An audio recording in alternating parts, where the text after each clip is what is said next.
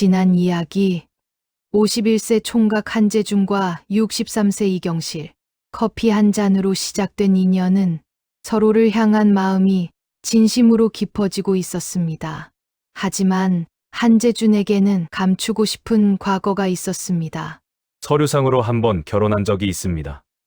위장 결혼, 4년 전 돈이 급했던 한재준은 회사 대표 하성택의 제안으로 그의 딸 하미란과 서류상 결혼을 했습니다.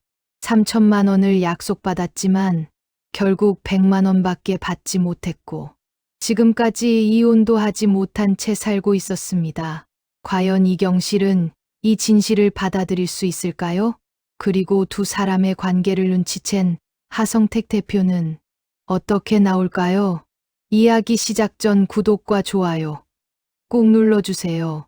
여러분의 작은 관심이 더 좋은 이야기를 만드는 큰 힘이 됩니다. 그럼 두 번째 이야기 2부 거짓의 무게 지금 시작합니다. 4년 전 일입니다. 한재준이 무거운 입을 열었습니다. 커피 잔을 두 손으로 감싸쥔 그의 손가락이 미세하게 떨리고 있었습니다. 그때 저는 정말 막막했습니다. 뇌전증 때문에 일도 제대로 못하고 빚은 눈덩이처럼 불어나고 있었어요. 매일 빚쟁이 전화를 받으며 살았습니다. 어떻게든 돈을 구해야 했어요. 이경실은 조용히 그를 바라보며 듣고 있었습니다. 그녀는 아무 말도 하지 않았습니다. 그저 그가 편하게 말할 수 있도록 기다려 주었습니다. 그때 하성택 대표님이 저를 찾아오셨습니다. 한재준이 계속 말했습니다. 이 제품을 주시면서 한번 먹어보라고 하셨어요. 저는 반신반의했지만 먹기 시작했습니다. 그리고 몇 달 후 정말로 몸이 좋아지기 시작했어요. 그는 잠시 말을 멈추고 커피를 한 모금 마셨습니다. 그때 하 대표님이 다시 저를 찾아오셨습니다. 그리고 제안을 하나 하셨어요. 제안이요? 이경실이 조심스럽게 물었습니다. 예. 한재준이 고개를 끄덕였습니다. 하 대표님이 말씀하시길 자기 딸이 한국에 들어와야 하는데 서류상 결혼이 필요하다고 했습니다. 딸 이름은 하미란, 조선족 출신이었어요. 중국에서 사업을 하다가 한국으로 오려고 하는데 배우자 비자가 가장 확실한 방법이라고 했습니다. 이경실의 눈썹이 약간 올라갔습니다. 하지만 그녀는 여전히 아무 말도 하지 않았습니다. 하 대표님이 제안하시길 서류상으로만 결혼해주면 3천만 원을 주시했다고 했습니다. 한재준의 목소리가 낮아졌습니다. 저는 그때 정말 절박했어요. 빚이 눈덩이처럼 늘어나 있었고 매일 독촉 전화를 받았습니다. 그래서 승낙했습니다. 그는 고개를 숙였습니다. 구청에 가서 혼인신고를 했습니다. 하미란 씨와 저는 사진 몇 장 찍었어요. 같이 서 있는 사진, 손잡고 있는 사진. 그게 전부였습니다. 그리고 돈을 받기로 했죠. 일단 계약금조로 100만 원, 나머지는 비자가 나온 후에 주기로 했습니다. 한재준은 커피를 또 한 모금 마셨습니다. 그의 손은 여전히 떨리고 있었습니다. 첫 번째 돈은 받았습니다. 100만 원. 저는 그걸로 급한 빚부터 갚았어요. 그리고 기다렸습니다. 나머지 돈을 받으려고요. 하지만 안 주셨죠? 이경실이 조용히 물었습니다. 한재준이 고개를 끄덕였습니다. 비자가 나오고 2달쯤 지났을 때 저는 하 대표님을 찾아갔습니다. 나머지 돈을 달라고요. 그랬더니 하 대표님이 뭐라고 하셨는지 아십니까? 그는 쓴웃음을 지었습니다. 그건 딸 일이니까 하미란한테 직접 받아. 나는 중간에서 소개만 해준 거야. 이렇게 말씀하셨어요. 저는 어이가 없었지만 하미란 씨한테 연락했습니다. 그랬더니 하미란 씨는 이렇게 말했어요. 그건 아버지가 하라고 해서 한 거니까 아버지한테 받으셔야죠. 저는 돈 약속한 적 없어요. 이경실의 얼굴이 굳어졌습니다. 그녀는 주먹을 꽉 쥐었습니다. 둘이 서로에게 떠넘긴 거예요? 한재준이 말했습니다. 아버지는 딸한테 가라 하고 딸은 아버지한테 가라고 했습니다. 저는 그 사이에서 어쩔 수가 없었어요. 결국 나머지 돈은 한 푼도 받지 못했습니다. 그런데도 여기서 계속 일하고 계세요? 이경실이 믿을 수 없다는 표정으로 물었습니다. 한재준이 한숨을 내쉬었습니다. 하 대표님이 말씀하셨어요. 그 일은 개인적인 일이고 회사 일은 따로라고요. 나한테 강사 자리를 준 건 내가 능력이 있어서지. 그 일 때문이 아니라고 하셨습니다. 그리고 만약 내가 이 일을 그만두면 다른 회사에는 추천해주지 않겠다고도 하셨어요. 협박이잖아요. 이경실의 목소리가 높아졌습니다. 맞습니다. 한재준이 조용히 인정했습니다. 하지만 저는 갈 곳이 없었어요. 이 일 말고는 할 수 있는 게 없었습니다. 그래서 참았습니다. 이경실은 눈을 감았습니다. 분노와 안타까움이 교차했습니다. 그녀는 한재준이 얼마나 힘들었을지 상상할 수 있었습니다. 그런데 더 문제가 있었습니다. 한재준이 말을 이었습니다. 행정조사가 나온다는 연락이 왔어요. 출입국관리소에서 위장결혼 의심 사례를 조사한다고요. 하미란 씨가 저한테 연락했습니다. 며칠 동안 자기 집에 와서 같이 있어야 한다고요. 설마, 이경실이 눈을 크게 떴습니다. 예. 한재준이 고개를 끄덕였습니다. 일주일 동안 하미란 씨 집에 머물렀습니다. 조사관들이 올 수도 있으니까요. 다행히 조사관은 오지 않았지만 그 일주일은 정말 지옥 같았어요. 하미란 씨와 저는 서로 아무 말도 안 했습니다.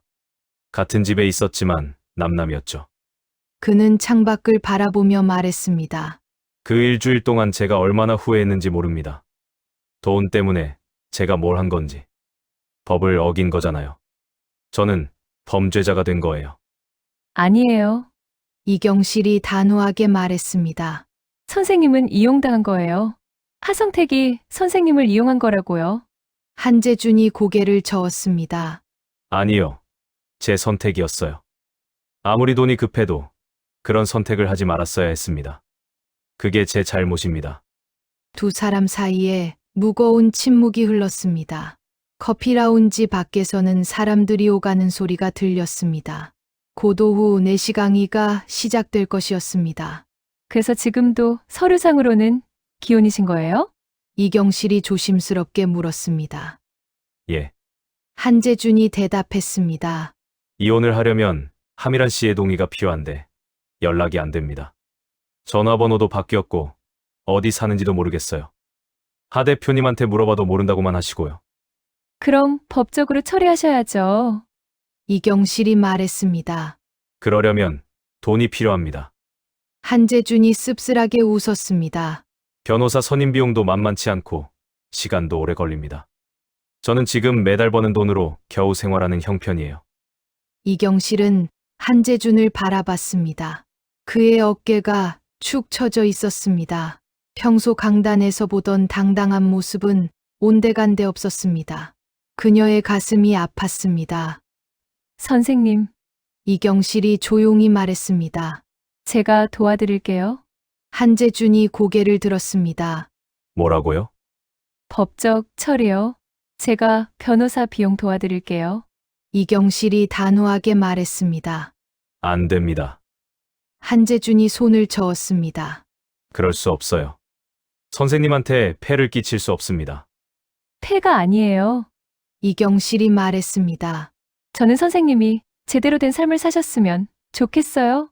서류상 기혼이라는 꼬리표를 달고 사는 건 옳지 않아요. 한재준의 눈에 눈물이 맺혔습니다.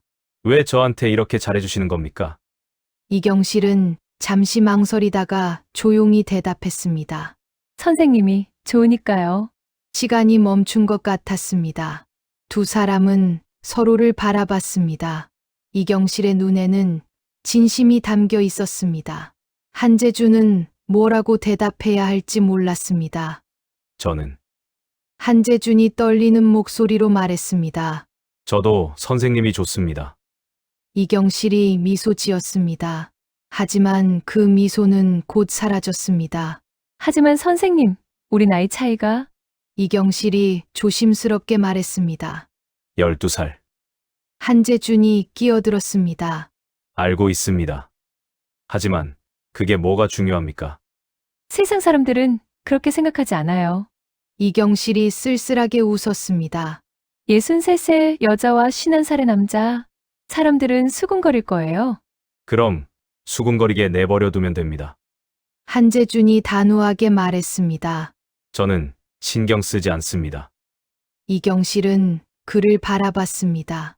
그의 눈에는 결연함이 담겨 있었습니다. 그녀는 가슴이 뛰는 것을 느꼈습니다. 이런 감정을 느낀 게 얼마만인지 기억도 나지 않았습니다. 선생님, 이경실이 조용히 말했습니다. 저는 두 딸을 키운 이혼녀예요. 주름도 생기고 흰머리도 나오기 시작했어요. 선생님은 저보다 훨씬 젊고 앞으로 좋은 사람 만날 기회가 많을 거예요. 그런 사람은 필요 없습니다. 한재준이 말했습니다. 저는 지금 제 앞에 계신 분이 좋습니다. 선생님과 이야기할 때 편합니다. 선생님 곁에 있을 때 살아있다는 느낌이 듭니다. 그거면 충분하지 않습니까? 이경실의 눈에 눈물이 고였습니다.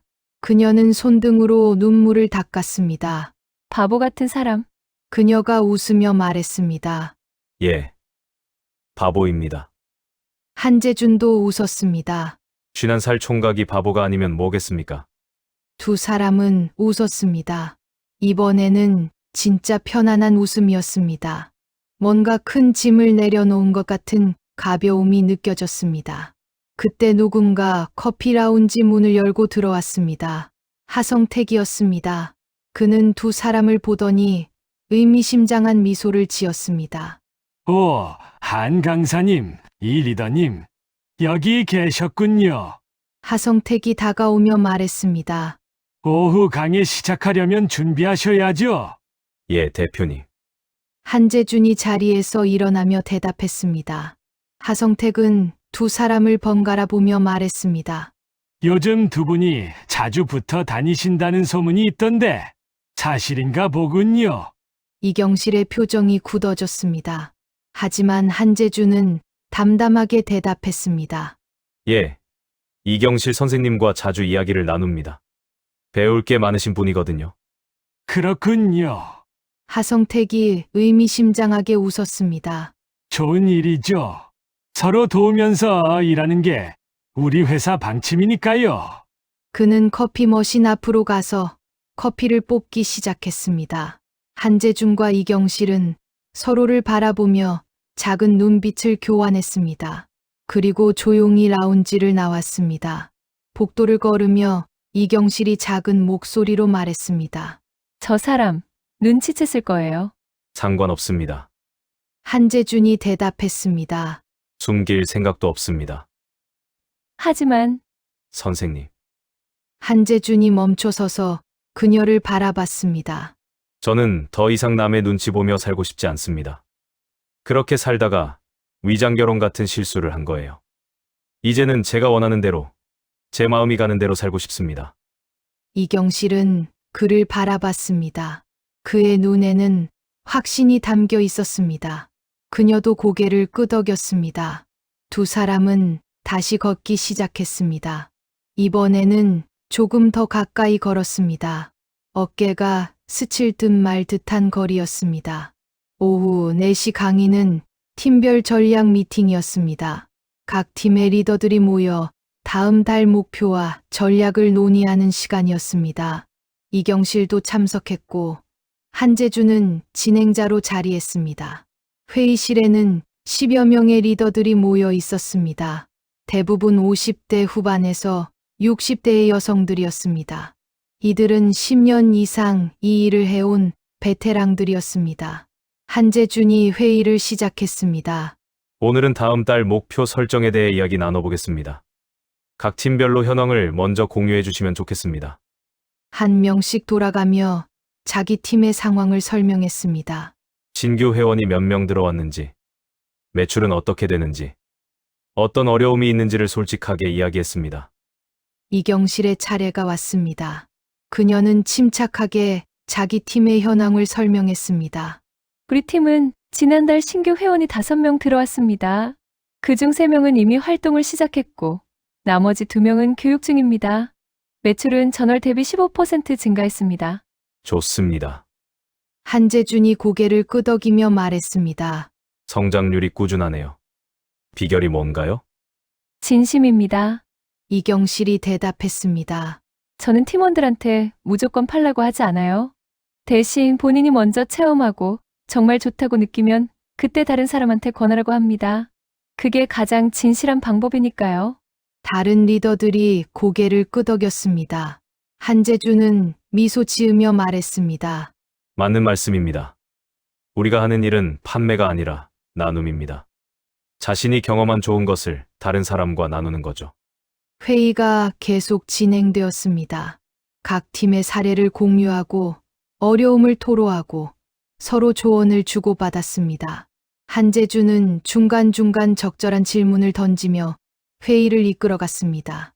그런데 회의 중간쯤 한 리더가 조심스럽게 말을 꺼냈습니다. 60대 초반의 여성이었습니다. 한 강사님, 제가 하나 여쭤봐도 될까요? 네. 말씀하세요. 한재준이 대답했습니다. 요즘 강사님과 이경실 리더님이 자주 함께 계신다는 이야기를 들었는데요. 그 여성이 말했습니다. 혹시 두 분이 그런 사이신가요? 회의실이 조용해졌습니다. 모두가 한재준과 이경실을 바라봤습니다. 이경실의 얼굴이 약간 굳어졌습니다. 하지만 한재준은 담담하게 대답했습니다. 그런 사이가 뭘 의미하시는 건지 모르겠지만 저는 이경실 선생님을 존경하고 좋아합니다. 그래서 자주 뵙고 이야기를 나눕니다. 그 여성이 난처한 표정을 지었습니다. 제가 괜한 질문을 한 것 같네요. 죄송합니다. 괜찮습니다. 한재준이 웃으며 말했습니다. 궁금한 걸 물어보시는 게 당연하죠. 다만 제가 말씀드리고 싶은 건 두 사람이 서로 좋아하는 게 뭐가 문제가 되느냐는 겁니다. 나이 차이가 있다고 해서 직장 동료라고 해서 감정을 가지면 안 된다는 법은 없잖아요. 다른 리더들이 서로를 바라보며 수근거렸습니다. 이경실은 고개를 숙이고 있었습니다. 그녀의 얼굴이 빨개진 것이 보였습니다. 한재준이 말을 이었습니다. 물론 우리가 일하는 환경이기 때문에 조심해야 할 부분은 있습니다. 하지만 그렇다고 해서 개인의 감정까지 숨겨야 한다고는 생각하지 않습니다. 저는 이경실 선생님을 좋아합니다. 그게 문제라면 제가 이 자리를 떠나겠습니다. 아니에요. 이경실이 고개를 들며 말했습니다. 그럴 필요 없어요. 그녀는 다른 리더들을 둘러보며 말했습니다. 저도 한재준 강사님을 좋아합니다. 처음에는 나이 차이 때문에 망설였어요. 저보다 12살이나 어리신 분이잖아요. 사람들이 뭐라고 할까봐 두려웠습니다. 하지만 이제는 상관없어요. 저는 제 마음에 솔직하고 싶습니다. 회의실이 다시 조용해졌습니다. 그러더니 한 리더가 박수를 치기 시작했습니다. 다른 리더들도 따라서 박수를 쳤습니다. 박수 소리가 회의실을 가득 채웠습니다. 처음 질문을 던졌던 여성이 웃으며 말했습니다. 축하드려요, 두 분. 솔직히 저희도 다 알고 있었어요. 두 분이 서로 좋아하신다는 거요. 눈빛만 봐도 알겠더라고요. 다른 리더들도 웃으며 동의했습니다. 분위기가 훈훈해졌습니다. 한재준과 이경실은 서로를 바라보며 미소 지었습니다. 회의가 끝나고 사람들이 하나둘 나갈 때 한 리더가 이경실에게 다가왔습니다. 50대 후반의 여성이었습니다. 리더님, 진심으로 축하드려요. 한 강사님 정말 좋은 분이에요. 고마워요.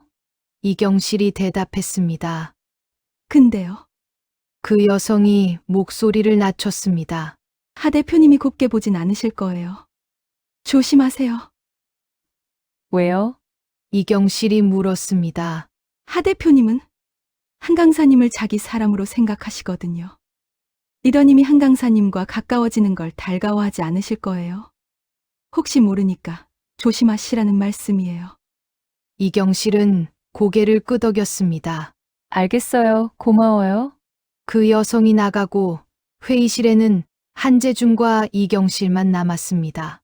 두 사람은 잠시 침묵했습니다.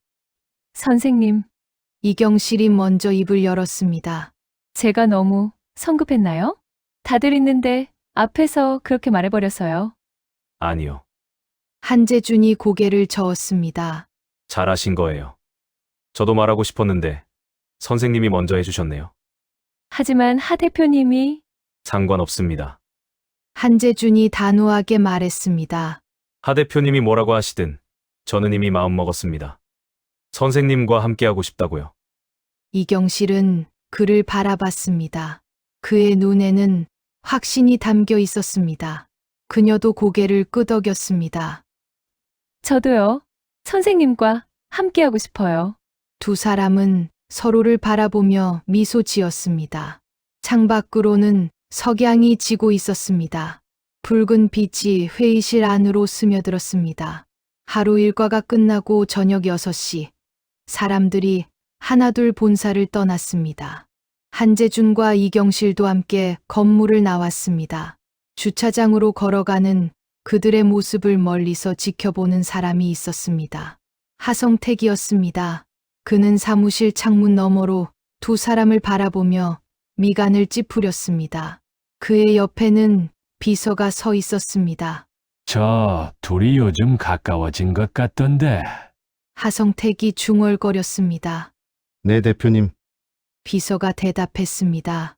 오늘 회의에서 공개적으로 좋아한다고 말했다고 합니다. 하성택이 턱을 쓸었습니다. 이경실은 우리 회사에서 중요한 사람이야. 팀도 크고 영향력도 있지.